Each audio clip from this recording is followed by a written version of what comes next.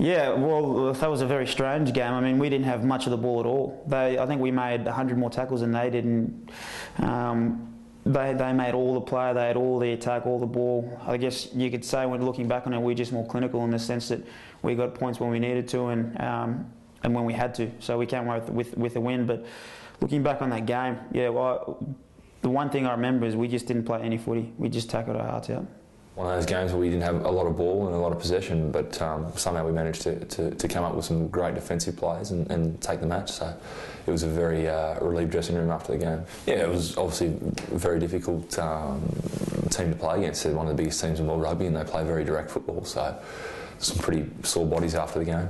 Yeah, it's tough. I think it was probably one of the most tiring first halves I've experienced. They had the ball for a huge majority of the time, and just felt like we were just hanging on the whole time. And I think we linked into half time either with a slight lead or just behind. And yeah, personally, I was having some trouble with my shoulder and was having to make a fair few tackles, and just found it a pretty tough day at the office. But I think just to win was extremely satisfying. So we're into a World Cup semi. It was a huge win.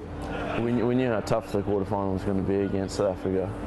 Yeah, they've in the past they've done very well at World Cups. They had a very experienced team. A lot of them had been there before and had obviously won the last one. So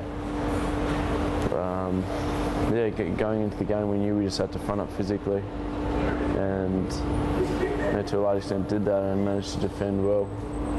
Our attack was pretty ordinary, but South Africa probably stifled it a fair bit, so it was a relief to win in the end. And there's been a lot said about that game, but I certainly learnt a lot from it, and I think the team did too.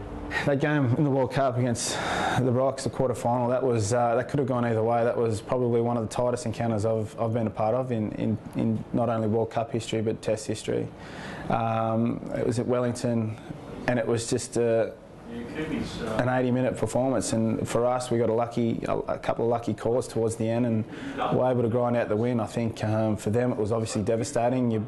When you bow out of a quarter-final, I've been there before. It's certainly something that you would like to get over pretty quickly, but I mean, fortunate for us, we got the win that day, and I'm sure that they're pretty keen to use that as motivation when we face them next.